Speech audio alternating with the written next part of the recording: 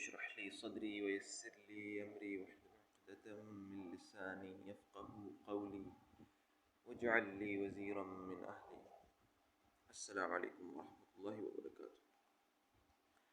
آج انشاءاللہ قرآن کی بیان کرنے کے اسلوب میں اور اس کے اسٹائل کا ایک پہلو انشاءاللہ ڈسکس کریں گے. سورۃ الکہف سورہ نمبر 18 کی آیت نمبر 18. اس میں اللہ سبحانہ وتعالیٰ اصحاب کہف کے بارے میں کہتے ہیں کہ تحسبهم ایقاظا وهم رقود ونقلبهم ذات الیمین وذات الشمال لو اطلعت علیہم. اللہ سبحانہ وتعالیٰ کہتے ہیں لو اطلعت علیہم اس آیت میں لولیت منہم فرارا ولملئت منہم رعبا، کہ جب اصحاب کہف اپنی قوم سے بھاگ کے گئے ان کے فتنے سے بچنے کے لیے، ان سے علیحدہ ہو گئے تاکہ کوئی انہیں ڈھونڈ نہ سکے اور دوبارہ انہیں فتنے میں نہ ڈال سکے، یا جس بھی وجہ سے ان سے علیحدہ ہونا چاہے تاکہ وہ ان سے بچ سکے اپنی قوم سے. تو غار میں جا کے انہوں نے ایک پناہ لی.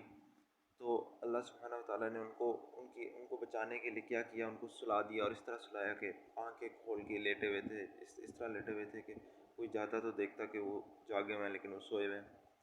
تو اللہ سبحانہ وتعالیٰ نے ان کو اس طریقے سے رکھا کہ کوئی اگر ان کے پاس جاتا لو اطلعت علیہم لولیت منہم فرارا ولملئت منہم رعبا، کہ کوئی اگر ان کے اوپر جا کے ان کو جھانکتا تو وہ بھاگ کھڑا وہاں سے فوراً بھاگ جاتا اور خوف سے بھر جاتا.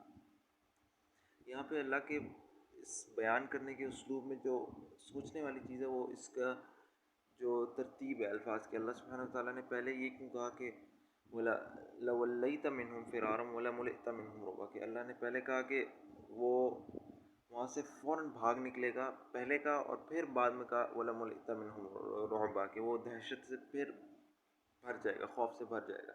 تو پہلے بھاگے گا پھر اس کو ڈر لگے گا. پھر تو میں کہہ رہا ہوں لیکن عربی میں واو سے اس کو ملایا ہوا ہے، لولیت منہم فرارا ولملئت منہم رعبا. اچھا، واو سب سے پہلے تو سمجھنے کی چیز ہے کہ واو کا مطلب اور کا مطلب یہ نہیں کہ ضروری یہی ترتیب ہو کہ پہلے بندہ بھاگے اور پھر خوف سے بھرے. واو کا مطلب ہے ایک بس ملا رہا ہے اس کو. اس طرح اگر میں کہوں کمرے میں ایک شخص داخل ہوا، جس طرح کہ کمرے میں احمد داخل ہوا اور امجد داخل ہوا، اگر میں کہوں کمرے میں احمد اور امجد داخل ہوئے، اس کا مطلب یہ نہیں کہ پہلے احمد داخل ہوا پھر امجد داخل ہوا.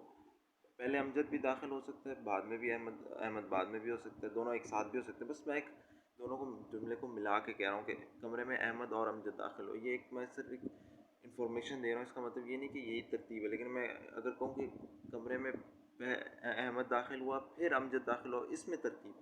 تو قرآن میں بھی اس میں ترتیب نہیں بتائی گئی، صرف واو لگا کے بتایا گیا کہ لولیت منہم فرارا ولملئت منہم رعبا، یہ کہ تم وہاں سے جو ہے بھاگتے اور تمہارے اندر خوف بڑھتا. اب کون سا پہلے یہ نہیں بتایا گیا. تو بندہ پہلے تو پڑھنے میں سوچتا ہے کہ پہلے تو انسان کو جب کسی خوفناک منظر کو دیکھے تو پہلے اس کو خوف آنا چاہیے پھر بھاگنا چاہیے. لیکن یہاں پہ پہلے اللہ نے تو ایون اگر اللہ صرف بتا ہی رہا ہے کہ واو لگا کے کہ یہ دونوں چیزیں ہوں گی کہ بندہ تم بھاگو گے بھی یہاں سے اور تمہارے اندر خوف بھی بھر جائے گا،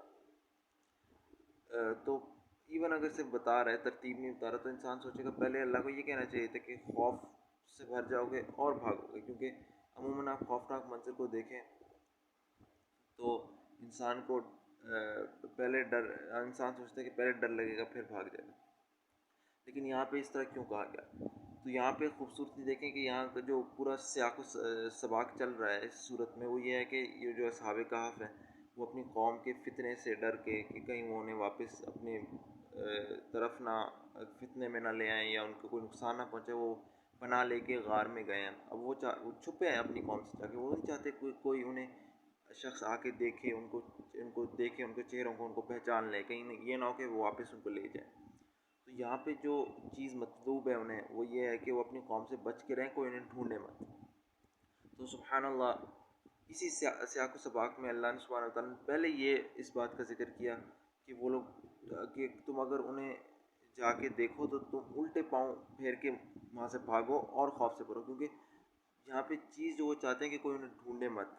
سبحان اللہ، پہلے اس بات کا ذکر کیا کہ تم وہاں سے بھاگ جاؤ گے پھر خوف سے بھرو گے. یہاں پہ مطلب خوف سے بھرنا سے ان کو کیا فائدہ ہوگا؟ سابق آپ کو ان کو تو فائدہ یہ ہوگا کہ کوئی شخص چڑھے لیکن چڑھ کے اوپر یہ نہ دے، ان کی آرام سے کھڑے ہو کے غور سے ان کے چہروں کو دیکھ کے پہچان نہ لے، بلکہ فوراً وہاں سے بھاگ جائے اور ان کو یہ نہ پتہ چلے کہ وہ وہاں چکے ہیں. تو سبحان اللہ، قرآن قرآن نے اس طریقے سے بیان کیا کہ کانٹیکسٹ سے کانٹیکسٹ کے حساب سے بات کی ایک تو، اور دوسری بات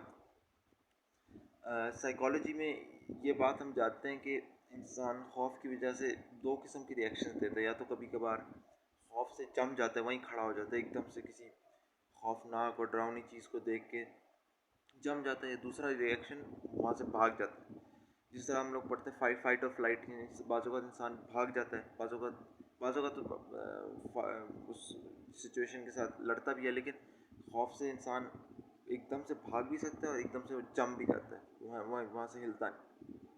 تو سبحان اللہ، یہاں اللہ نے یہ خاصیت رکھی ان کی کہ وَتَحْسَبُهُمْ أَيْقَاظًا وَهُمْ رُقُودٌ، وہ اس طریقے سے سو رہے تھے کہ تم انہیں دیکھتے کہ وہ جاگے ہوئے ہیں. ان کی آنکھیں جس طرح کھولی، کوئی شخص سو رہا ہو لیکن آنکھیں کھول کے، کتنا خوفناک منظر ہوگا. تو اللہ نے اس طریقے کا ان پر، یعنی اس شخص پہ ان کی حالت ایسی کر دی کہ جو اگر کوئی شخص وہاں جاتا تو اللہ نے ایسا نظام رکھا، اس قسم کا خوف رکھا کہ وہ وہاں جم نہ جاتا، بلکہ سب سے مطلب دیکھتے ہی وہاں سے بھاگ جاتا. اور اللہ تعالیٰ نے اس طرح ان کو بچایا کہ وہ وہاں کھڑے ہو کے آرام سے ان کی شکلیں نہ پہچانتا. تو اللہ نے سبحان اللہ ان کو اس طرح بچایا کہ وہ بھاگ جاتا. اور ویسے بھی آپ کو پتہ ہے بعض اوقات ایسا ہوتا ہے کہ انسان جو ہے کسی خوفناک منظر کو دیکھتا ہے تو سب سے پہلے وہاں سے بھاگتا ہے، پھر بعد میں جب اس کے بارے میں سوچتا ہے تو بعض اوقات اس کو اور ڈر لگتا ہے. وہ سوچ کے یعنی شاید اس منظر پر کھڑے ہوئے اس کو اتنا ڈر نہ لگے، لیکن بعد میں جب وہاں سے بھاگ کے نکلے اور سوچے اس کے بارے میں تو شاید زیادہ ڈر لگے.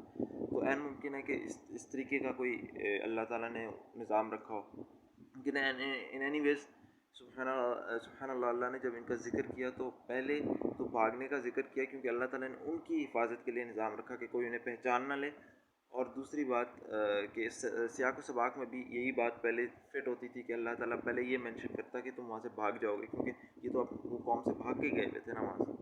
تو سبحان اللہ، قرآن کے بیان میں بھی ہر چیز اپنے سیاق و سباق کے مطابق، کوئی چیز کوئی بات اپنی ترتیب بھی بالکل اس کی 100% یعنی اسی حساب سے اللہ تعالیٰ نے الفاظ کی ترتیب رکھی ہے جس حساب سے ہونی چاہیے تھی، جس حساب سے حکمت ہے، جس حساب سے بلاغت ہے قرآن کی. سبحان اللہ، کوئی چیز مطلب صرف یہی نہیں کہ کوئی چیز فضول قرآن کے اندر لکھی ہوئی ہے یا ایکسٹرا ہے یا کم ہے. یہ بھی چیز کی جو ہے وہ بھی اپنی ترتیب میں ایک حکمت رکھتی ہے اور ایک بلاغت رکھتی ہے. سبحان اللہ.